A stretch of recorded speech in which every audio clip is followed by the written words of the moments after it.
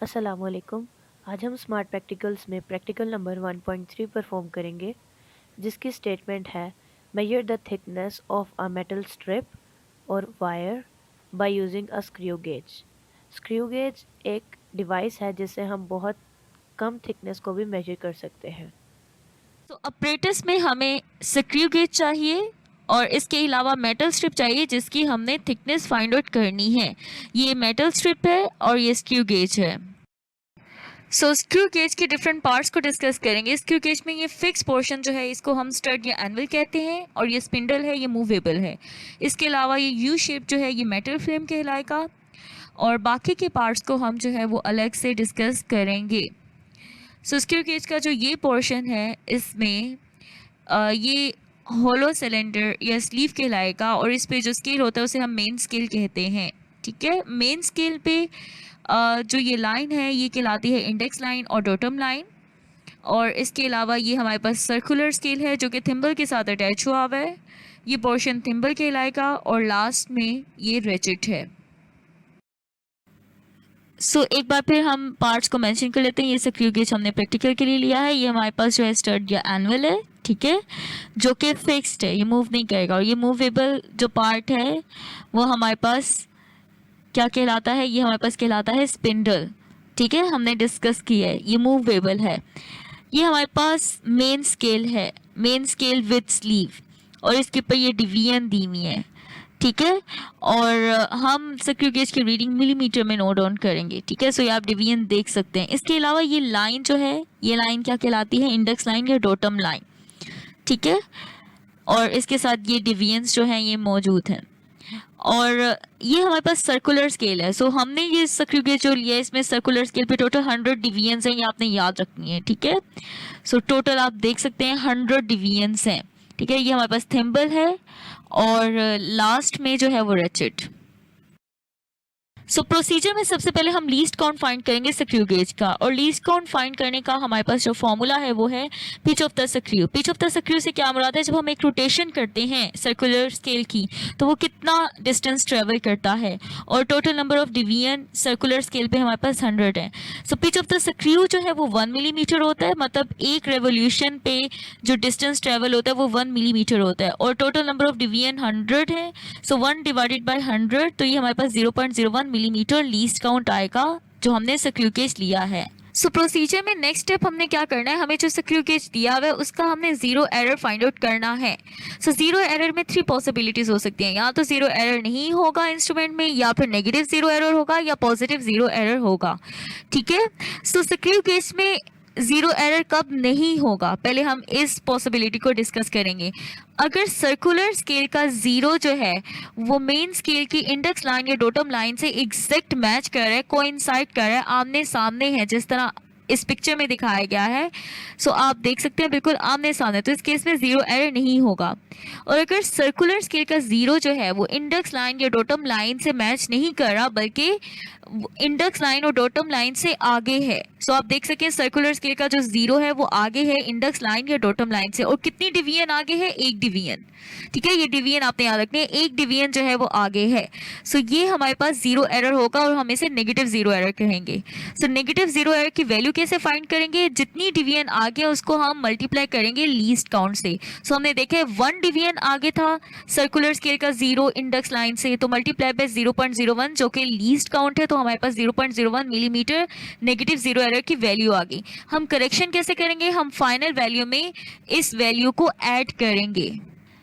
हमने जो इंस्ट्रूमेंट लिया हम उसका जीरो एरर फाइंड करेंगे। तो जीरो एरर फाइंड करने के लिए सबसे पहले क्या करना है? सर्कुलर स्केल को रोटेट करना है और स्पिंडल और स्टड को आपस में मिला देना है। ठीक है, अब आपने देखना है ये जो इंडेक्स लाइन और डोटम लाइन है क्या ये जीरो से मैच कर रही है सर्कुलर स्केल के जीरो से? नहीं। आप देख सकते हैं सर्कुलर स्केल के जीरो से मैच नहीं कर रही इंडेक्स लाइन, बल्कि सर्कुलर स्केल का जीरो जो है वो इंडेक्स लाइन से पीछे आ रहा है।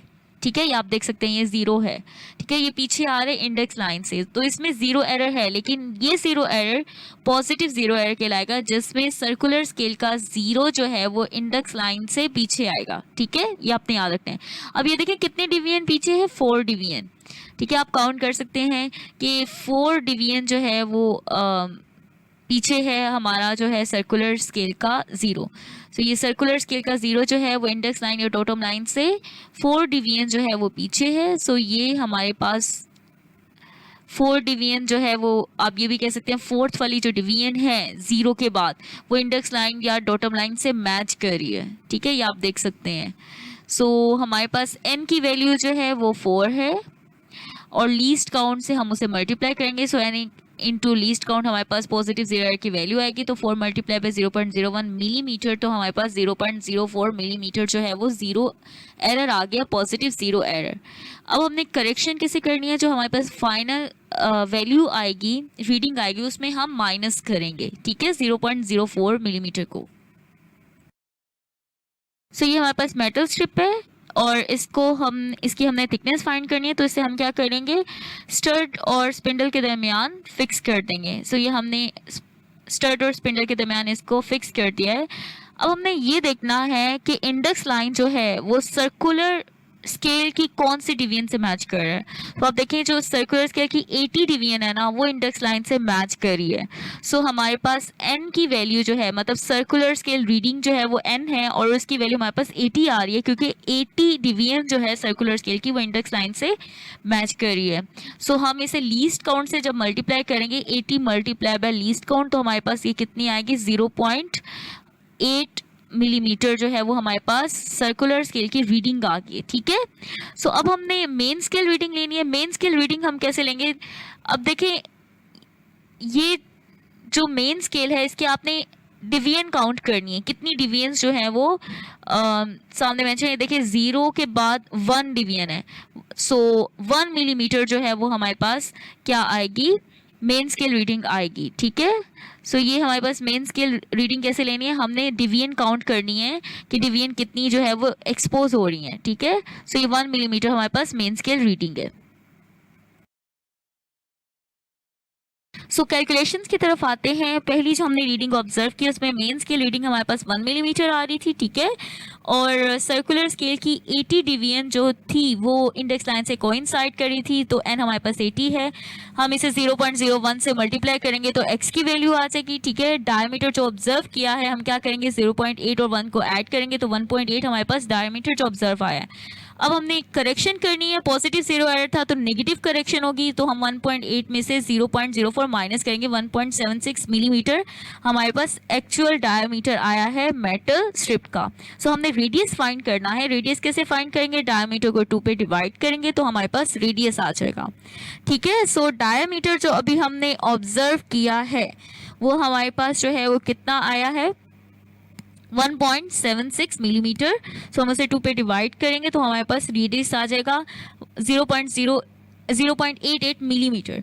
अच्छा, मैंने एक रीडिंग से जो है ये रेडियस फाइंड किया, आपने 3 रीडिंग्स लेनी है और उसकी मीन वैल्यू निकाल के डायमीटर की फिर रेडियस फाइंड आउट करना है। सो अब हम एरिया फाइंड करेंगे। मेटल स्ट्रिप का फॉर्मूला हमारे पास है पाई आर स्क्वायर। सो पाई की वैल्यू 3.14 या 22/7 होती है, मल्टीप्लाई करेंगे आर स्क्वायर से। सो आर हमारे पास आए 0.88, उसका स्क्वायर लेंगे, वैल्यूज़ को मल्टीप्लाई करेंगे तो 2.43 मिलीमीटर स्क्वायर हमारे पास एरिया आ रहा है।